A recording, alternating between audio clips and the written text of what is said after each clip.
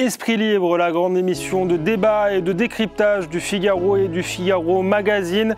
Un jeudi par mois, nous recevons une personnalité du monde politique et une personnalité du monde intellectuel pour approfondir un grand sujet d'actualité. Cette semaine, nous avons le plaisir de recevoir le maire de Cannes, David Lisnard, et l'historien Arnaud Tessier. De quel genre d'homme d'État avons-nous besoin aujourd'hui pour sortir de la crise? Serait-ce plutôt le général de Gaulle ou Georges Pompidou, à moins que ce ne soit Donald Trump? Tout de suite les réponses de nos deux esprits libres.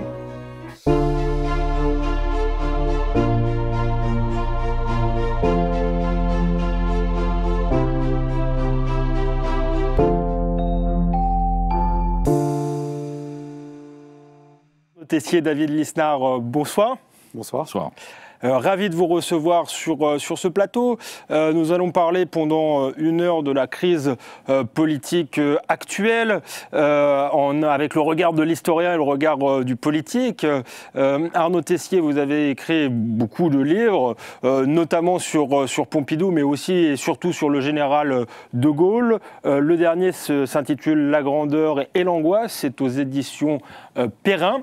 David Lisnard, vous êtes maire de Cannes, je le disais, vous avez écrit un livre sur Georges Pompidou, les leçons justement de Georges Pompidou pour aujourd'hui, mais avant justement avec Christophe Tardieu. Avec Christophe Tardieu, il faut le citer, c'est d'ailleurs un contributeur et un excellent contributeur régulier du Figaro. Vous avez raison de le citer. On va parler donc de cette crise politique, voir si nous sommes dans une crise de régime, mais je voulais commencer avec vous, David Lisnard, avec une question d'actualité. Au nom du conseil municipal de Cannes, vous avez écrit au président de la République pour exiger la libération immédiate de Boualem Sansal et mettre la pression sur l'Algérie. On rappelle que Boualem Sansal est un écrivain algérien, qu'il a été arrêté par le régime il y a quelques jours. Que peut et que doit faire la France pour obtenir la libération de Boualem Sansal? D'abord, Boualem Sansal est un écrivain franco-algérien. Parce que s'il n'était qu'algérien, c'est aux Algériens de régler les problèmes de l'Algérie. On n'a pas à s'en mêler. En revanche, l'honneur de la France et l'intérêt de la France, c'est de savoir défendre ses ressortissants. Boualem Sansal a obtenu la nationalité française récemment, et lorsque un ressortissant est détenu de façon arbitraire dans le monde, la moindre des choses, et d'ailleurs c'est la tradition diplomatique, et c'est l'honneur d'une démocratie, c'est de défendre ce ressortissant. Premier élément. Et on sait malheureusement que l'intérêt médiatique parfois conditionne l'action politique. Le deuxième élément, c'est qu'il ne s'agit pas que d'une tradition et d'une exigence morale. La géopolitique, ce sont des rapports de force, et qu'un écrivain, un artiste tel que Boualem Sansal, qui porte très très haut la langue française, qui est un des plus grands écrivains contemporains, que j'ai eu le plaisir d'accueillir plusieurs fois à Cannes, avec qui j'échange très très régulièrement, doit être défendu, et que nous doit être capable aujourd'hui de démontrer que nous sommes encore précisément en capacité d'avoir une influence diplomatique. Alors j'espère que ce n'est pas une bouteille à la mer. J'ai écrit aussi au chargé d'ambassade, puisqu'il n'y a plus d'ambassadeur d'Algérie en France depuis quelques mois. Mais si la France a encore quelque chose à dire au monde, c'est vraiment dans la défense de la liberté artistique, dans l'expression d'un certain universalisme devenu républicain. Et donc, à ce titre, bien, merci d'en parler. Plusieurs actions sont prévues. On les met en suspens en laissant la diplomatie, telle que l'a rappelé le ministre de l'Intérieur, faire son œuvre. Mais je suis très, très inquiet du sort de cet immense écrivain et de cet homme dont je ne demande à personne de partager les convictions et les opinions, mais qui doit être respecté et qui doit surtout n'a rien à faire en prison. C'est honteux. Dans le communiqué, vous parlez de mettre la pression sur l'Algérie. Certes, la diplomatie doit avoir lieu. Est-ce qu'elle passe aussi par une forme de rapport de force? On sait qu'un certain nombre de dignitaires algériens viennent se faire soigner en France, que certains ont leurs enfants dans nos écoles. Est-ce que ce sont des moyens de pression que vous mettriez en œuvre si vous êtes le président de l'AMF pour l'instant, mais si vous deviez jouer un autre rôle? L'histoire de France nous a souvent opposés aux Allemands et aux Prussiens. mais ils ont eu quelques penseurs à la fois de la guerre et avec Clausewitz et de la diplomatie qui n'étaient pas mauvais. C'est la fameuse phrase de Bismarck, hein, je parle sous votre contrôle, mais qui disait « La diplomatie sans les armes, c'est comme la musique sans les instruments ». Donc ça veut dire quoi? Donc les armes, c'est les armes au sens propre du terme, mais c'est aussi la puissance économique, la relation, pourquoi pas sanitaire, éducative, puisque on sait que certains dirigeants, et donc tous les atouts doivent être mis dans le jeu. Et surtout, il est temps de faire respecter la France. C'est-à-dire que ne croyons pas que l'on va s'attirer la bienveillance, ce terme utilisé à l'envi et parfois à l'envers dans l'époque, en étant dans la niaiserie et la complaisance. La diplomatie, c'est du rapport de force. La géopolitique, c'est du rapport de force. Ce qui ne signifie pas qu'on ne peut pas exercer une certaine approche morale. C'est pas un gros mot, mais les intérêts et la morale se rejoignent, en l'occurrence. Et je crois aussi qu'il est important d'expliquer à l'opinion publique en quoi c'est être fidèle à la France et c'est être protecteur de tout le monde que de défendre un artiste et un écrivain tel que Boualem Sansal. De faire le distinguo aussi entre un régime politique qui dévie manifestement, et c'est un euphémisme, et un peuple qu'on connaît mal, mais qui est en fait un peuple jeune, un peuple fier, et qui est beaucoup moins francophobe que ce que dit de façon répétitive, pavlovienne, le régime, où c'est la martingale. Dès qu'il y a un problème en Algérie, c'est la faute à l'ancien colon français, alors que d'autres pays sont sortis de cette période et aujourd'hui sont des pays très prospères. Donc il faut qu'on arrête les niaiseries et s'excuser vis-à-vis de l'Algérie. Moi je souhaite ardemment, et je terminerai là-dessus, qu'à terme, il y ait un lien fort entre les pays. C'est une réalité géographique, historique. Il y a un intérêt économique, un intérêt géopolitique, un intérêt démographique évident à avoir des relations avec l'Algérie. Mais aujourd'hui, on ne peut pas accepter d'être bafoué tel que l'on est et d'être toujours sur la défensive ou sur l'excuse vis-à-vis de cet État souverain. Arnaud Tessier, vous êtes historien, notamment historien du gaullisme, mais sans doute avez-vous un regard sur l'Algérie, sur l'histoire, la longue histoire que nous avons avec l'Algérie. Emmanuel Macron, avant même son élection, avait qualifié en Algérie la colonisation algérienne de crime contre l'humanité. Il a ensuite engagé une politique que certains pourraient qualifier de politique de repentance. Est-ce que le président de la République s'est un peu trop excusé vis-à-vis de l'Algérie? Est-ce que c'est la bonne stratégie face à ce type de régime? C'est-à-dire que c'est le problème de la repentance perpétuelle. Il n'est pas mauvais qu'un pays soit capable de regarder son passé, d'affronter ses fautes, mais aussi d'ailleurs de rappeler ses grands moments. Mais il ne faut pas non plus dépenser notre capital historique et moral comme de la petite monnaie. Donc je pense qu'il faut être extrêmement mesuré dans cette façon d'évoquer les tragédies de l'histoire, d'autant que quand même dans la tragédie algérienne, il y a eu quand même des choses très graves qui se sont produites des deux côtés, des guerres civiles, enfin donc voilà, donc c'est une affaire très compliquée. J'aimerais aussi, Arnaud Tessier, avant de rentrer dans le vif du sujet, profiter de cette émission pour rendre hommage à Maxime Tandonnet, qui était votre ami et un chroniqueur très important pour Le Figaro, qui nous a quitté brutalement il y a quelques semaines. Maxime Tandonnet faisait le constat d'une terrible décadence de la vie politique française. Est-ce que vous partagez ce constat? Oui. Maxime était un amoureux de la Ve République et il était attristé de voir l'évolution de notre régime et ça le déprimait profondément. Les dernières fois que j'ai eu l'occasion de parler avec lui, nous parlions souvent, nous vous voyions souvent, nous étions collègues en plus, eh bien il était vraiment, il était sombre, très sombre, et il voyait mal la lumière à l'horizon, voilà. Donc oui, je partage aussi, mais quelqu'un qui est gaullien ou gaulliste ne désespère jamais.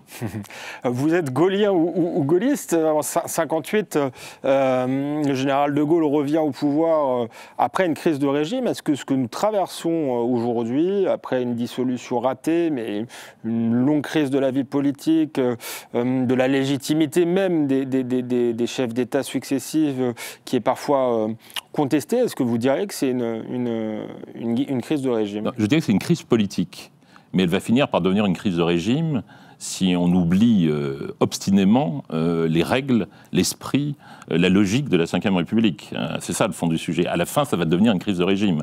Par exemple, pourquoi y a-t-il un problème de lien entre le citoyen et le pouvoir? Pourquoi y a-t-il une crise de confiance? Parce qu'il y a une crise de confiance liée à l'abandon de certains mécanismes de la Ve République qui sont essentiels, en particulier le référendum, qui pour De Gaulle était un élément clé pour compenser le pouvoir considérable que le président de la Ve République a, en en ses mains, et d'autant qu'il est élu au suffrage universel direct. Donc on a laissé tomber déjà un pan du lien qui existe entre le peuple et le pouvoir, et qu'on ne me dise pas que c'est du plébiscite, parce qu'on peut faire de vrais référendums de fond. Je pense que les sujets, réforme des retraites, tout ça, il y avait moyen de faire des réformes de fond et des référendums sur le fond. Le référendum sur Maastricht en est un exemple. Donc il y a cet aspect, il y a toute une partie des institutions qu'on a laissées en friche, et puis on parle d'instaurer le proportionnel, comme si on voulait justement, en quelque sorte, graver dans le marbre la situation affreuse dans laquelle nous nous trouvons, qui est transitoire, et le proportionnel...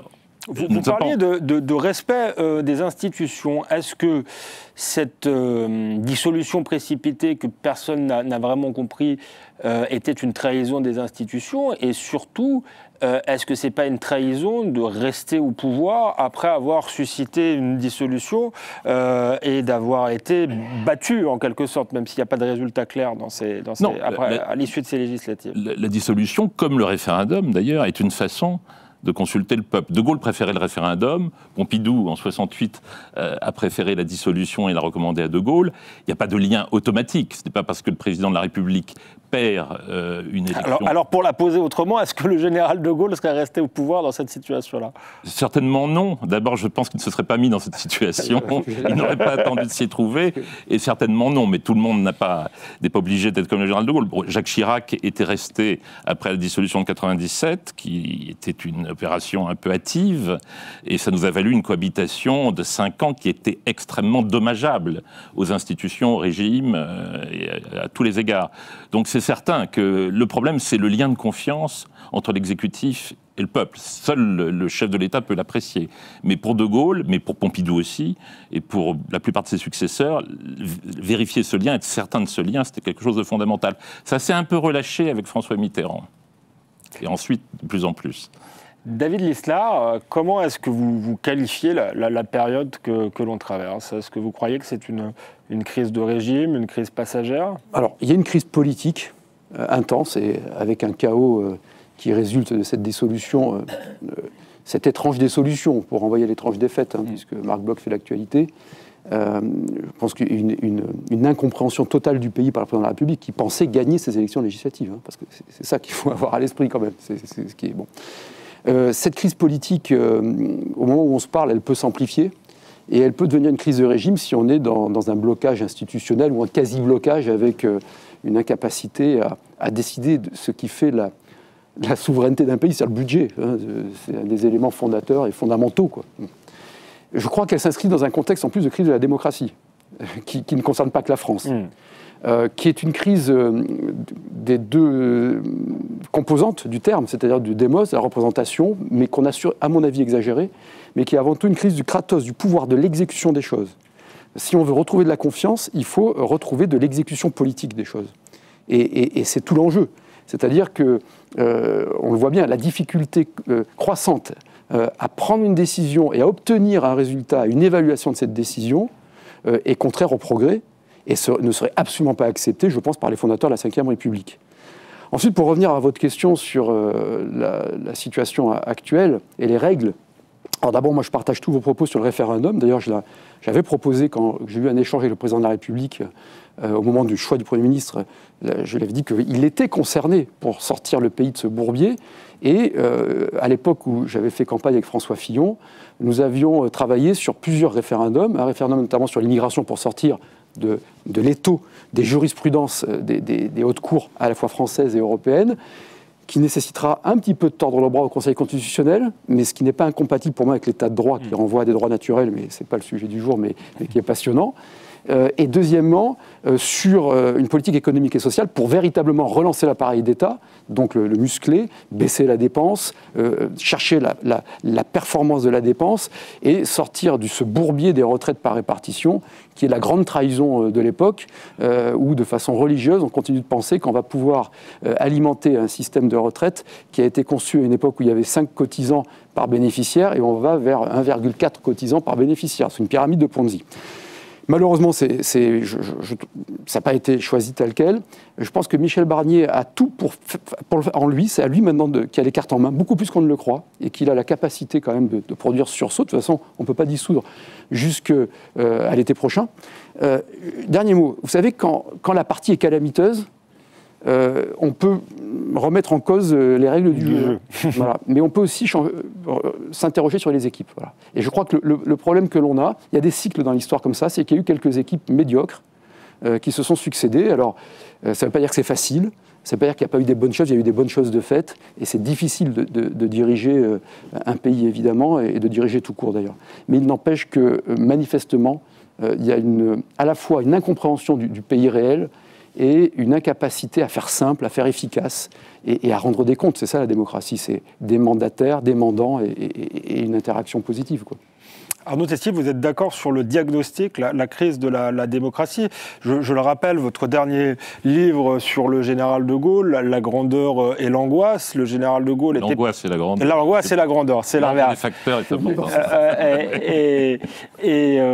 Excusez-moi, j'ai perdu le fil du coup. Oui, non, le général de Gaulle qui était plutôt pas très...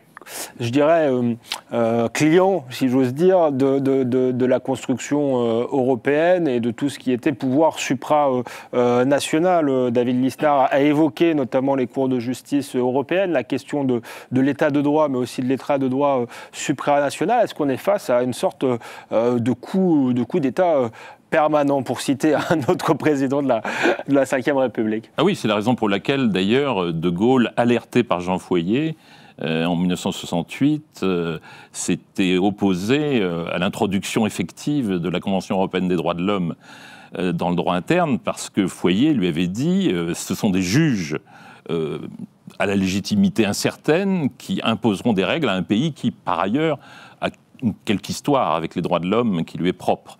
Et donc De Gaulle avait bloqué, Pompidou aussi.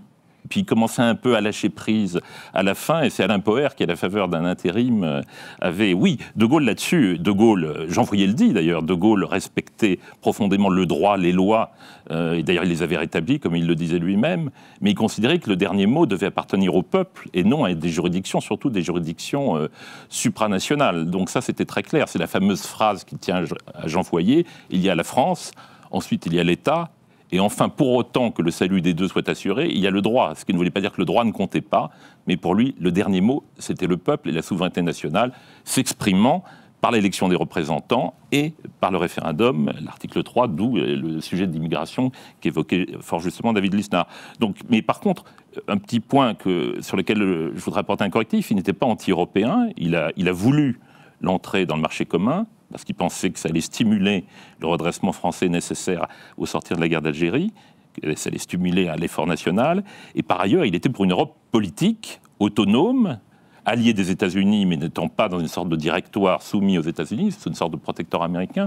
C'était le modèle qu'il avait commencé de bâtir avec Adenauer, mais on lui a préféré le modèle Jean Monnet, Euro-Atlantique, etc. Donc il ne faut pas présenter, je pense, De Gaulle comme quelqu'un même de réservé. Il était président d'une Europe politique forte, évidemment bâtie, non pas sur les patries, mais sur les États, c'est-à-dire des constructions politiques, mais ne négligeant même pas la possibilité, il le dit dans les Mémoires d'Espoir, qu'un jour, dans la mesure où il y avait une culture européenne commune et dans la mesure où on serait capable de l'assumer et de la porter, ce qui n'a pas été tout à fait le chemin pris par l'Union européenne, eh bien peut-être qu'un jour il y aurait une vraie fédération européenne. Donc vraiment pour De Gaulle c'était plutôt un principe de réalité et puis surtout cette idée qu'il n'y a pas de démocratie sans souveraineté et pour lui la souveraineté à son époque mais aujourd'hui encore c'est la souveraineté nationale d'abord, ce qui n'empêche pas l'interdépendance entre les démocraties.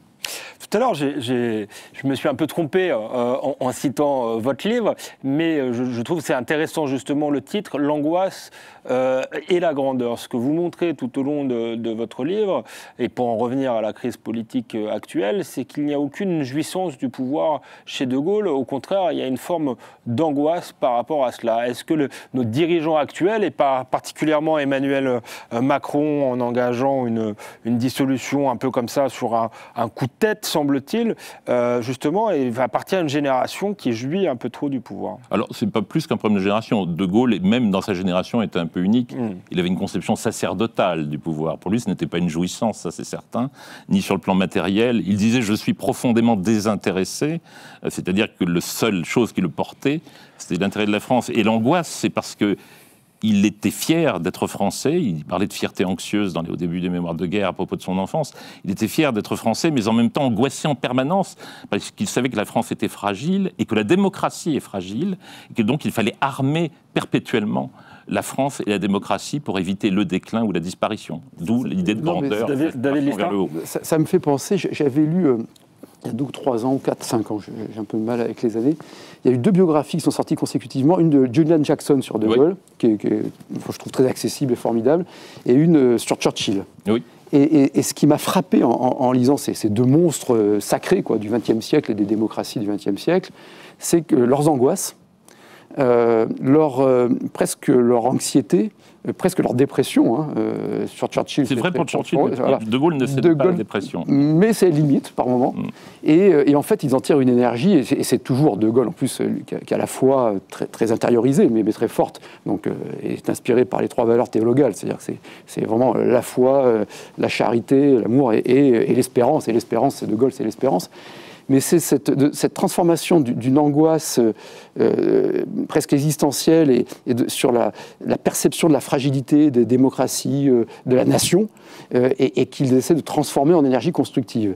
Et d'avoir aussi, dans les 2, je termine là-dessus parce que ce n'était pas le sujet, pardon, mais ce qui m'avait beaucoup frappé aussi, c'est de voir que les 2 étaient des hommes de constance et de circonstance. C'est très frappant parce que De Gaulle, c'est le commandeur, donc on voit la statue, la constance, mais c'était aussi quelqu'un d'extrêmement habile, mais qui est resté toujours digne dans la circonstance. Et pourquoi il est fort dans les circonstances? Pourquoi c'est lui qui, le 18 juin, n'apparaît pas comme un fou, déserteur, mais comme la France? C'est parce qu'il est constant, qu'il est puissant, qu'il a été blessé à 14-18, qu'il a un verbe extraordinaire et qu'il a une vision fantastique.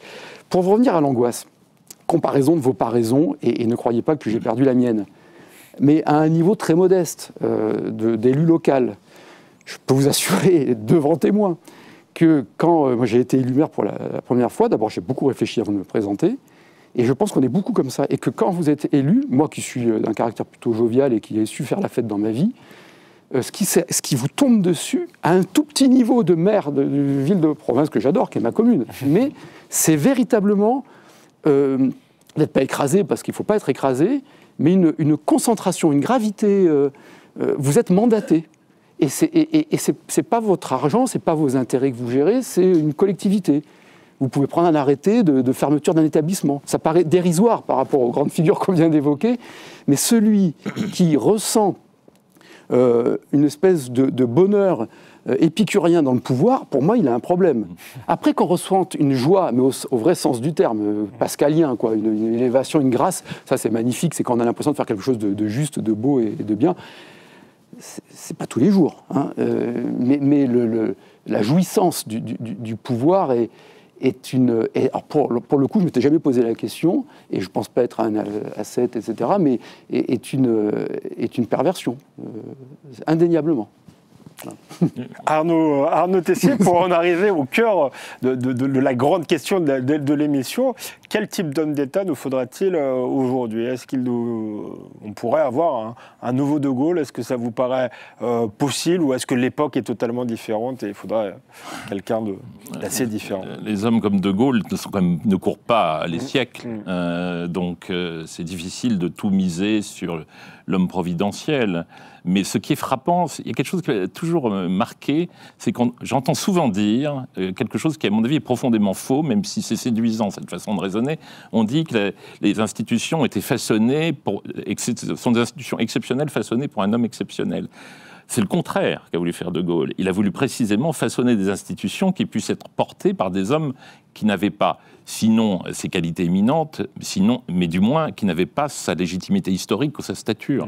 C'est tout l'esprit. Par exemple, l'article 16, auquel il a tenu et qui donne au président de la République des pouvoirs exceptionnels en cas de crise grave, d'interruption du fonctionnement régulier des pouvoirs publics. L'article 16, c'est parce qu'il avait vu 1940. Il se disait, il aurait fallu, certes, Albert Lebrun était Albert Lebrun, mais il aurait fallu qu'au moins Albert Lebrun ait la possibilité constitutionnelle de faire quelque chose. Donc, De Gaulle, en ce sens, il était peut-être un petit peu, pour le coup, utopiste. Il pensait que les institutions pouvaient être assez fortes pour suppléer les hommes. Voilà, pour suppléer. Mais c'est parce que c'est un lecteur des moralistes du XVIIe siècle, Pascal, mais même Richelieu, qui est une forme de moraliste. Richelieu travaillait quotidiennement à élever Louis XIII à la hauteur de sa charge. Donc je pense que De Gaulle croyait réellement qu'en laissant des institutions fortes, il arriverait à faire en sorte que la République marche et s'installe dans la durée. Mais il savait que c'était fragile, puisque en 69, finalement, son dernier référendum qu'il a perdu, et que personne n'a compris à l'époque, c'était parce qu'il voyait bien que son œuvre n'était pas achevée et qu'il y avait un problème, que la société allait plus vite que l'énorme cathédrale politico-administrative qu'il avait construite. Et c'est une angoisse, d'ailleurs, qu'il a transmise à Pompidou et qui éclaire, qui assombrit plutôt la dernière année de pouvoir de Pompidou en 1974. C'est comment lutter contre ce qui arrive, c'est-à-dire une crise de civilisation, une crise du capitalisme et une société qui ne veut pas faire d'efforts, ne veut plus faire d'efforts. Merci Arnaud Tessier de me faire ma transition, puisque David Lisnard, vous avez écrit sur Pompidou, les leçons de Pompidou, avec Christophe Tardieu, on le rappelle, et c'est aux éditions de l'Observatoire. Est-ce qu'il nous faut un De Gaulle ou un Pompidou aujourd'hui? Et quelles leçons surtout tirer de Pompidou? La réponse est... la femme ou l'homme présidentiel, providentiel, est-ce que ça existe? Moi, dans l'histoire de France, ça, il y en a eu. Moi, je suis un grand admirateur, par exemple, de Philippe Auguste. Est-ce qu'il faut Philippe Auguste aujourd'hui? Vous voyez, je ne peux pas vous répondre. On est au XXIe siècle. Des enjeux ont évolué. Ce qui est certain, c'est qu'il faut un patron ou une patronne, au vrai sens du terme. C'est-à-dire quelqu'un qui se sent responsable de ses décisions. Moi qui ai grandi dans le commerce, un patron de petit commerce, il sent la responsabilité qui lui pèse dessus parce que les huissiers peuvent venir à la maison. Voilà. Et ça change beaucoup de choses dans la vie. Et d'ailleurs, Pompidou le dit. Il dit je suis le patron, je dois être patron, et c'est une responsabilité. Et Pompidou, qui était un jouisseur dans la vie privée, à Matignon et à l'Élysée, c'était pas un jouisseur, c'était un bosseur, et voilà. Bon, donc je suis un patron. Deuxième élément.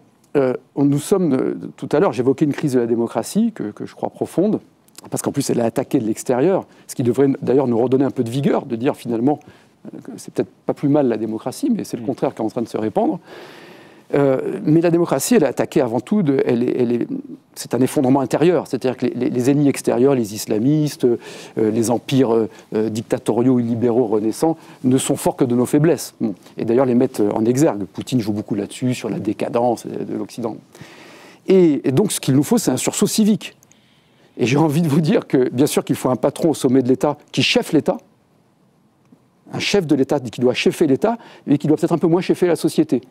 C'est pour ça que j'adorais, par exemple, Chaban-Delmas, en plus de surcroît girondin à tous les sens du terme, mais j'aimais beaucoup la réticence de Pompidou à l'égard du concept même de nouvelle société, qui était très intéressant intellectuellement, c'est un discours magnifique, mais parce que ça renvoie, je trouve, à une bonne articulation entre la France, la nation, l'État, l'individu.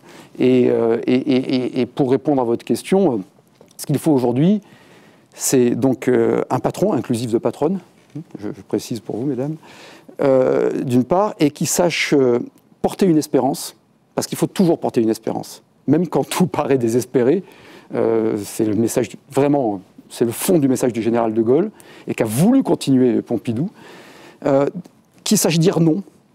Un dirigeant, c'est quelqu'un qui sait dire non, qui ne saute pas sur n'importe quelle journée mémorielle pour faire passer son message de politique politicienne, qui ne sort pas une mesure gadget avec une photo émotionnelle à l'occasion de n'importe quelle cause décidée nationale ou internationale tel jour, qui n'est pas obsédé par la séquence, rien que ce terme est insupportable, de com du jour, qui sait dire non à des intérêts catégoriels, qui sait rappeler ce qu'est la transcendance d'une nation, d'un peuple, qui sait éviter ce qui n'est pas souhaitable, ce qu'il ne faut surtout pas.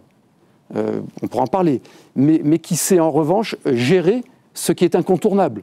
La compétitivité, c'est incontournable, donc il ne s'agit pas d'aller à la contre, il s'agit de la gérer au mieux. Et qui sait construire un substrat commun. Vaste programme, hein, aurait dit le général. Que ce soit Pompidou ou que ce soit le général de Gaulle, c'était à un degré moindre Pompidou, mais des personnages façonnés par l'histoire, parfois par le tragique de l'histoire, qui avaient une vision. Est-ce que c'est pas aussi un problème de vision aujourd'hui? On a une vision uniquement technocratique ou bureaucratique et pas assez de vision de l'homme ou de vision de la France, tout simplement. C'est faire un grand compliment aux technocrates et aux bureaucrates de dire qu'il y a une vision bureaucratique et technocratique. Hein, mais oui, enfin, vous avez complètement raison. Ils étaient aussi façonnés par la langue. Hein. Ce qui m'a frappé, quand on a travaillé avec Christophe Tardieu sur le livre sur Pompidou, c'est de relire la précision sémantique des deux d'ailleurs, de Gaulle-Pompidou. Pompidou avait un langage extrêmement simple. Et je dis ça, je me permets de le raconter sans entrer trop dans l'intimité, mais moi j'ai des parents formidables, enfin mon père n'est plus là malheureusement, mais autodidacte, et mon père était footballeur, danseur, etc. Et mon père avait la dent très dure contre les politiques, hein, et il s'était reconverti dans le petit commerce. Et il y en avait un qui avait, grâce à ses yeux, c'était Pompidou. Et parce qu'il me disait, mais je cherchais à comprendre, parce qu'il me disait, mais Pompidou, on le comprenait. Il me comprenait, moi, sportif, petit commerçant, et on le comprenait, mais il nous élevait. C'est-à-dire que, et son langage était d'une précision, mais il n'y avait rien de prétentieux. C'était tout le contraire des sociologues actuels, vous voyez, voilà, ou même de technocrates. Quand sans faire du mauvais Coluche, vous leur demandez l'heure et vous repartez avec le calendrier, mais toujours pas l'heure. Moi, je vis ça tous les jours, tous les jours.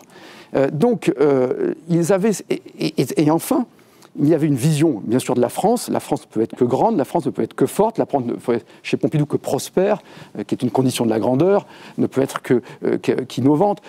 Aujourd'hui, circule sur les réseaux, à l'occasion, c'est le jour des 58 ans du discours du général de Gaulle, pour l'inauguration de l'usine qui utilise la force motrice marine, donc en Bretagne. Certains ont dû voir ça aujourd'hui. Vous écoutez ce discours sans une note du général qui avait dû l'apprendre, mais c'est d'une perfection, du début à la fin. Vous écoutez les conférences de presse de Pompidou, c'est d'une perfection sémantique. Quand les mots sont justes pour à la fois les constats et les perspectives, vous créez de la confiance. Quand les mots sont biaisés, quand on vous parle d'une économie budgétaire alors que c'est un prélèvement, ça énerve, parce que ça vous fait douter de tout. Et donc, il y avait cette vision, il y avait cette capacité d'exprimer la vision, mais il y avait surtout cette capacité de l'exécution. N'oublions jamais que le général de Gaulle et Georges Pompidou n'étaient pas pathologiques, ce n'était pas une obsession, mais étaient préoccupés chaque jour par l'exécution des choses, par l'évaluation des choses, comme tout le monde dans une entreprise. Est-ce que ça fonctionne? C'était aussi des pragmatiques. Or, beaucoup de nos dirigeants depuis ne sont ni pragmatiques, ni visionnaires. C'est ça la difficulté, c'est qu'il faut les deux. Quand vous regardez les carnets de Matignon, jamais un Premier ministre n'a eu autant de pouvoir que Georges Pompidou sous de Gaulle. Exactement. Hein? Et de Gaulle était le grand chef d'État de de l'histoire de France. Jamais. Donc, ce qui veut dire que de Gaulle savait où était sa place. En revanche, il impulsait, il contrôlait, et puis on ne contestait pas ce qu'il disait. Mais Pompidou avait vraiment, vous confirmez, une latitude d'exécution qu'aucun Premier ministre n'a eue. Et d'ailleurs, c'est lui qui a commencé à dévier un peu, parce que comme il avait été Premier ministre, il a été un peu président et Premier ministre. Le pauvre Chaban, qui ne travaillait pas toujours, d'après lui, on a fait les frais. Mais ils étaient toujours dans l'exécution. Non pas qu'ils allaient dans le détail de la modalité, mais dans le résultat, dans la relance, dans le contrôle. Et je crois que ça change tout. Il faut être visionnaire et pragmatique. Pourquoi je dis ça? Parce que souvent j'ai entendu des débats, notamment à l'occasion de la dernière présidentielle, où on disait il faut sortir du temps des pragmatiques. Mais on n'a même pas eu des pragmatiques. Voilà.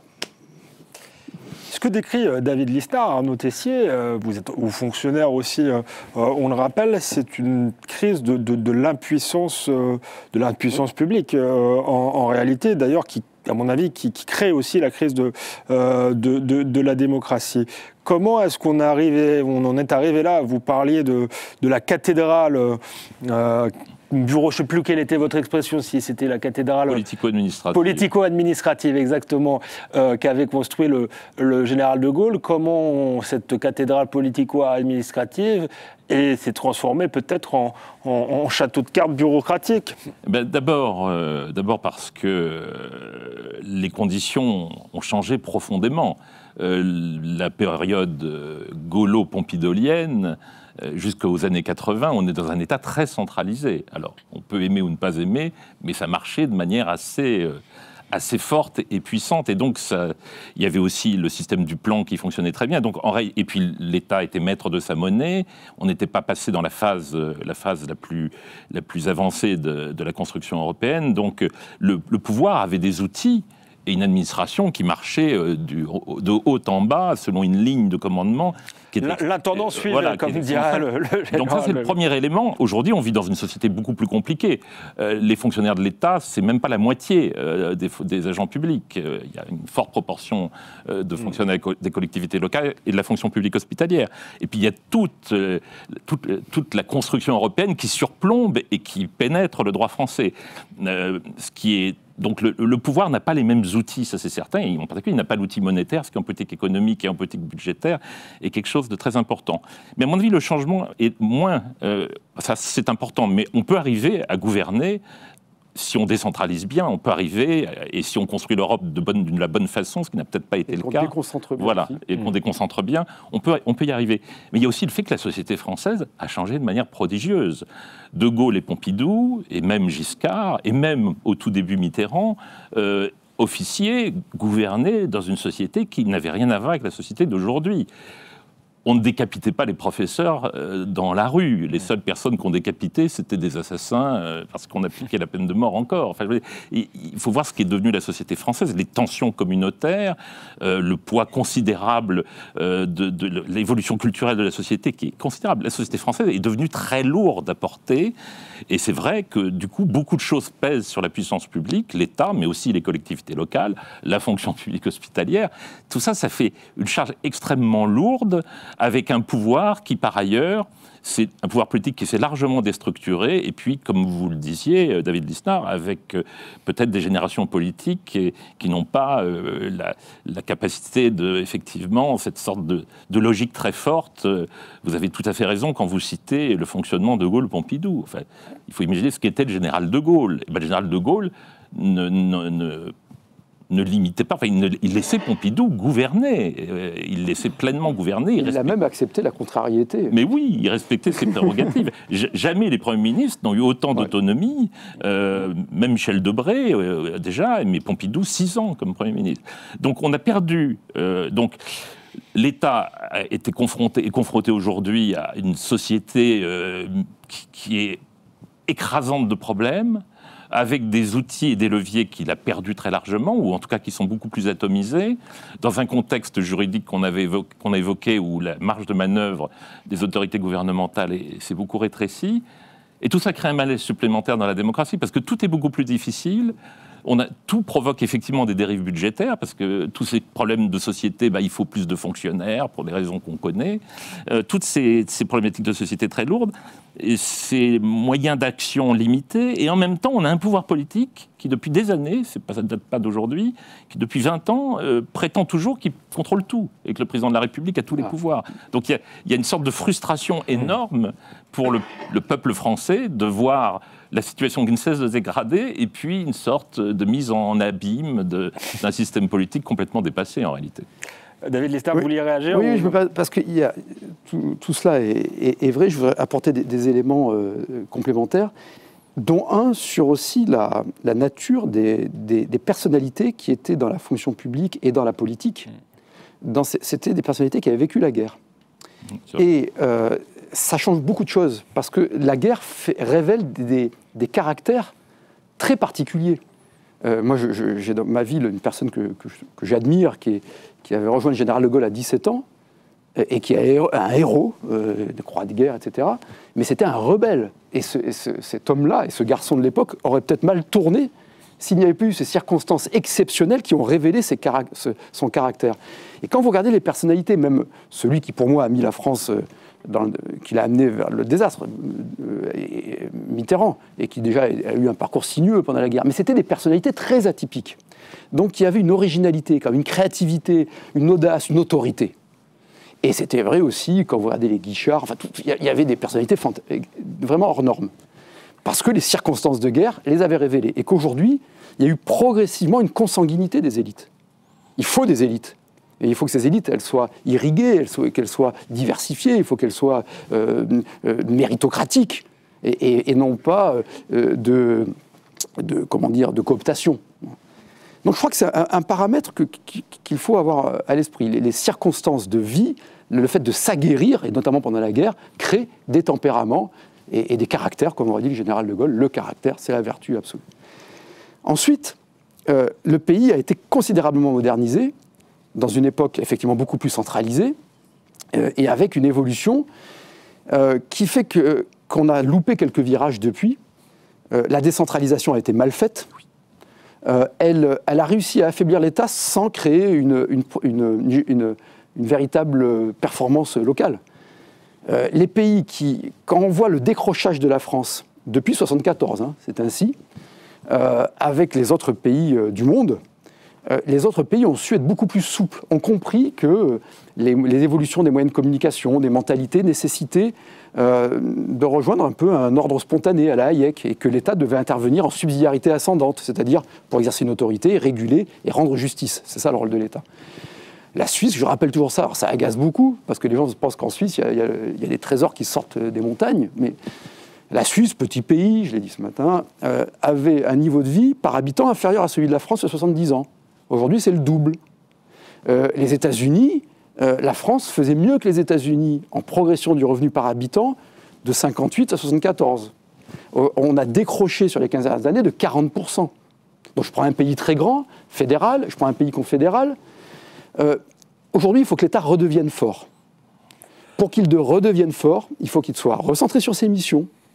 Et notre crise est une crise de la responsabilité individuelle. Le nombre de décisions mais sur des choses ordinaires pour réaliser, rénover, je sais pas moi, une piscine, où vous ne savez plus qui décide, où vous êtes tributaire de 4, 7, 8 organismes, où la préfectorale aujourd'hui, moi je suis un grand nostalgique de la préfectorale, il faut redonner tous les pouvoirs au préfet du département, et le département ça compte, a moins d'effectifs que la capitale de la France, que Paris. Voilà. Mais en revanche, où on trouve une progression des effectifs des services de l'État alors qu'il a transféré des missions. Et ça a continué d'augmenter. Et qu'on les retrouve éparpillés en 438 organismes. Aucun de ces organismes, qui dépensent presque 100 milliards par an, et qui ont recruté plus de 410 000 fonctionnaires, organismes d'État. Aucun de ces organismes ne peut vous autoriser un projet. Chacun de ces organismes peut vous planter un projet. Et sur un projet où il y a 20 ans, moi, je l'ai vécu, j'étais adjoint au maire. On est dans un régime de liberté de responsabilité. C'est-à-dire que l'État nous sanctionnait a posteriori si on sortait des clous, ce qui est normal, responsabilité administrative, voire pénale. Aujourd'hui, vous êtes soumis à un régime d'autorisation préalable. Parce qu'on a créé un système de la défiance. Alors ça paraît peut-être abstrait, mais moi je le vois dans n'importe quel village de France et dans ma commune. Et je l'ai vécu dans le commerce, où de plus en plus on a dans la République des SERFA. Donc vous avez, ou avant on avait des préfectures, des DDE qui vous accompagnaient dans un projet. Et qui vous sanctionnait après si vous ne sortiez des clous. Aujourd'hui, ce n'est pas du tout ça. On a des gens de très bonne volonté, bien formés, on a une belle fonction publique en France, qui est honnête, qui est souvent mal payée et qui aime le pays, mais qui n'a plus la capacité d'accompagnement, qui n'a plus souvent la capacité de sanction, et moi je suis attaché à l'ordre régalien sur l'ordre précisément, et qui parallèlement est totalement... Il y a un harcèlement textuel qui fait que vous êtes submergé de contraintes, de normes. Ce n'est pas un propos populiste, ce n'est pas une vue de l'esprit, c'est une réalité. Le Code général des collectivités territoriales a été multiplié par 3 en 20 ans. Le Code de l'urbanisme en 3 en 30 ans. Le Code de l'environnement était de 100 000 mots en 2012. Il a dépassé le 1 million de mots en 2022. Fois 10. Et vous êtes face à et vous ajoutez à cela les normes européennes, la surtransposition. Donc aujourd'hui, on est au bout de ce système. Et le général de Gaulle et Pompidou, ne sera peut-être pas d'accord là-dessus, l'avait très bien perçu, exprimé de façon contradictoire parfois, entre Pompidou 64, Pompidou 74, il ne dit pas la même chose. Mais arrêtez d'emmerder les Français. Il y a ça, il y a le emmerder d'arrêter les Français, mais il y a aussi le fait de dire, le discours de Saint-Flour, par exemple, que j'ai apporté ici, qui est un concentré de belle écriture et de précision, où il parle. Il vient parler d'agriculture dans son département natal, ce sublime Cantal, magnifique ville de Saint-Flour.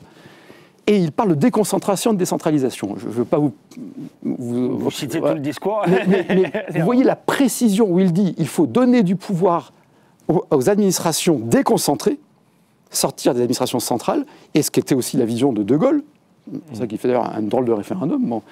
Et il en dit, mais parallèlement, il faut donner du pouvoir aux assemblées populaires locales. C'est-à-dire, il utilise le terme de décentralisation.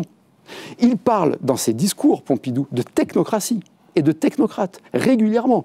Le nœud gordien est très éclairant là-dessus. Le discours, je le dis pour tous ceux qui nous liront ou qui nous écoutent, le discours de Chicago est le premier discours qui montre une vision de l'homme exceptionnelle, le danger de l'asservissement de la nature et la différence entre science, technologie et technique. Et finalement, c'est le premier discours d'une écologie de progrès, tout le contraire des décroissants, enfin des écologistes azimutés. Et voilà, j'arrête là, mais c'est... Et donc, l'organisation des pouvoirs publics, aujourd'hui, on est face à une crise, on dit crise de l'État, mais c'est une crise de la puissance publique, de l'organisation des pouvoirs publics. Et ça devrait occuper tous nos débats. C'est pour ça, je termine là-dessus, le nœud gordien actuel, c'est celui qu'il faut trancher, et pas à la manière d'Alexandre Casquet, mais à la manière d'un démocrate, et c'est tout l'enjeu. C'est celui qui fait qu'on dépense plus que partout ailleurs, en dépenses publiques, 57% de la richesse produite, qu'on a des prélèvements obligatoires qui sont désormais les plus élevés du monde, et que parallèlement on a une fonction publique qui est moins bien payée qu'ailleurs, et des usagers moins bien servis. Donc on arrive à ce résultat inouï d'avoir des fonctionnaires moins bien traités qu'ailleurs, des contribuables moins bien traités qu'ailleurs, des usagers de moins en moins bien traités. Face à cela, il faut créer de la responsabilité individuelle, savoir qui fait quoi, et qu'on soit jugé, sanctionné sur nos résultats. C'est tout le contraire de ce qui s'est fait. Il y a une recentralisation perverse. L'impôt, regardez, taxe d'habitation n'existe plus. Il n'y a jamais autant eu de fiscalité en France. Et aujourd'hui, en tant que maire, moi, je ne suis pas jugé sur ma capacité à peu dépenser, à bien dépenser, mais sur ma capacité à aller taper l'État. Ce système est dingue. Ce système explose. Voilà.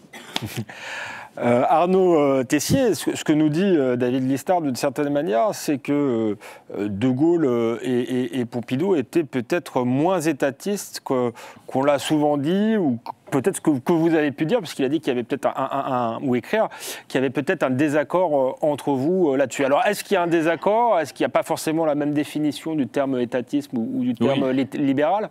Oui, tout dépend de ce qu'on appelle étatiste. Il n'était pas pour que l'État s'occupe de tous les aspects de la société. Il faut bien se souvenir qu'en France, on a eu un phénomène contracyclique qui a été l'arrivée de l'Union de la gauche au pouvoir en 81, et pendant 3 ans, on a eu quand même un phénomène contracyclique vis-à-vis des autres pays occidentaux, avec les nationalisations, etc.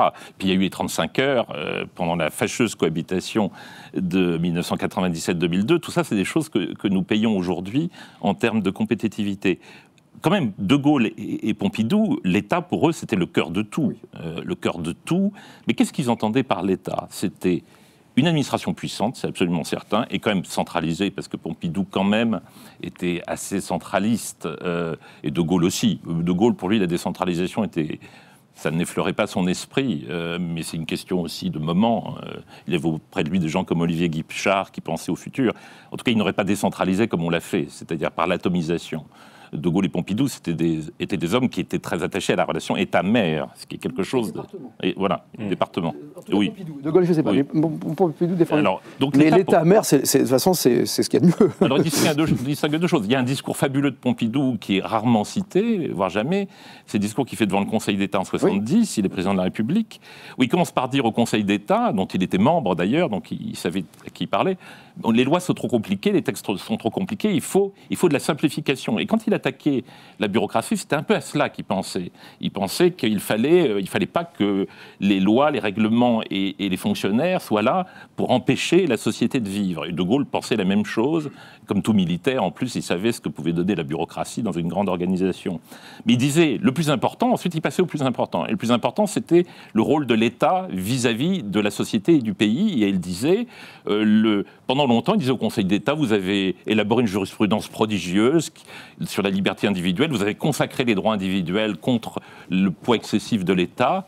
Mais maintenant, bon, il faut commencer à mettre un coup de frein, parce que nous entrons dans un monde, il disait 170, nous entrons dans un monde où des forces nouvelles vont s'affirmer à l'échelle mondiale. Il pensait à des forces économiques, à des forces transnationales, et où l'individu va se retrouver beaucoup plus exposé, beaucoup plus seul, et il aura besoin de l'État. Et c'est en ce sens qu'ils attachaient de l'importance à l'État, qui devait être le protecteur de l'individu.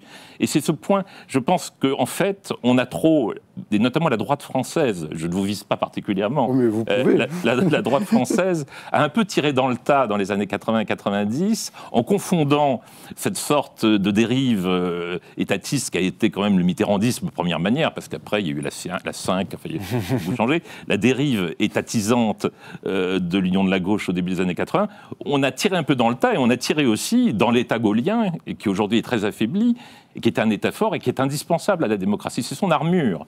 C'est son armure. Donc c'est vrai que l'État donne l'impression aujourd'hui... C'est vrai qu'on n'a pas tellement tiré sur la bureaucratie, mais on a fait la RGPP qui a touché la police, les hôpitaux... La bureaucratie, elle est universelle. On a fait à la fois les ARS et les suppressions de lits à l'hôpital, ce qui est moi, j'ai fait un stage un jour dans une très grande entreprise internationale, après avoir fait un stage en mairie auprès de Philippe Séguin. Et voilà, où j'ai beaucoup appris. J'ai beaucoup appris. J'ai fait un stage dans une énorme entreprise internationale anglo-saxonne, et je peux vous dire que là, j'ai rencontré... La bureaucratie, c'est exceptionnel dans les grandes boîtes anglo-saxonnes. Là, j'ai rencontré la bureaucratie. Le système bancaire. Vous faites un emprunt aujourd'hui. Moi, j'ai appris que j'étais quelqu'un de très exposé parce que je suis élu. Pour faire un emprunt, oui. Vous devez remplir 3 pages de trucs que personne ne lira. C'est de la bureaucratie privée. Qui est une... Vous avez complètement raison. Il y a certaines entreprises qui se comportent vis-à-vis du client. C'est une gangrène qui ne concerne pas que le secteur public. Vous avez d'ailleurs beaucoup écrit là-dessus, Arnaud Tessier, sur l'idéologie managériale qu'on a tenté d'imposer à l'État. L'émission touche bientôt à sa fin. J'aimerais qu'on sorte un peu du passé pour parler de l'actualité. On disait quel type d'homme il faudrait pour la France. On voit que dans beaucoup de démocraties occidentales, les peuples se tournent vers des figures nouvelles qu'on appelle souvent populisme. Le mot est controversé. Le dernier exemple en date, c'est effectivement la victoire de Donald Trump. Est-ce la deuxième victoire de Donald Trump, d'ailleurs, est-ce qu'une forme de trumpisme vous paraît transposable en France ? À moi ? À qui vous voulez, mais on a entendu Arnaud. Donc... C'est très bien, ça va me permettre de rebondir. C'est-à-dire que moi, je ne me sens pas concerné par le grief que vous avez fait à une partie de la droite, dans le sens où j'ai toujours pensé, et je l'ai écrit y compris il y a 20 ans, pour un État fort, et je revendique le fait d'être libéral, parce que, au sens de Bastia, au sens de cette philosophie qui consiste à dire qui n'est pas une doctrine économique, qui est une doctrine de la souveraineté individuelle, et que l'individu concède une part de sa souveraineté à l'État pour le protéger. Et ce que l'on a constaté, c'est que quand l'État se délitait, les protections individuelles se délitaient aussi. Donc moi, ça, je le partage complètement, et je suis pour la protection de l'individu, y compris face aux tyrannies des minorités et des clans. C'est-à-dire que quand l'État s'affaiblit, c'est les mafias qui prennent le dessus et c'est le communautarisme. Ce qui en arrive donc à la prospective, c'est qu'aujourd'hui, il faut arriver à retrouver, j'ai l'impression que c'est ce que j'essaie de proposer, c'est-à-dire la meilleure articulation entre ordre et liberté. Et d'ailleurs, on voit bien que quand l'État ne protège plus, qu'il n'est plus capable de sanctionner les abus, il pénalise les usages. Et il emmerde les braves gens. Voilà. C'est le quotidien. Le Trumpisme, c'est en musique. De Gaulle et Pompidou n'auraient pas aimé, je pense, qu'on s'inspire d'un Américain, même s'ils avaient une admiration pour Nixon. C'est la première réponse. Ensuite, il faut en tirer une leçon quand même. D'abord, au-delà du plaisir que l'on a de le voir pourfendre le wokisme, c'est quand même une expression qui était tellement différente de Gaulle et Pompidou, qui était élégant. Et je trouve que l'élégance, c'est pas non plus un grief et mal. En revanche, il faut en tirer des leçons. C'est-à-dire qu'il faut aller plus droit au but. Et on est dans une société où l'image prime, donc il faut imprimer. Et ce que fait Milei en Argentine est aussi très intéressant. Voilà. Et bien voilà, on y va droit au but parce que c'est la fin de l'émission, mais c'est moi qui vous ai relancé sur une dernière question qui était passionnante, mais sans doute qui aurait mérité toute une émission. Donc Arnaud Tessier nous ne dira pas si De Gaulle était à sa manière populiste, mais ce sera l'objet d'une autre émission. Merci d'avoir été avec nous, David Lisnard. Merci à Arnaud Tessier et au mois prochain pour un nouveau numéro d'Esprit Libre.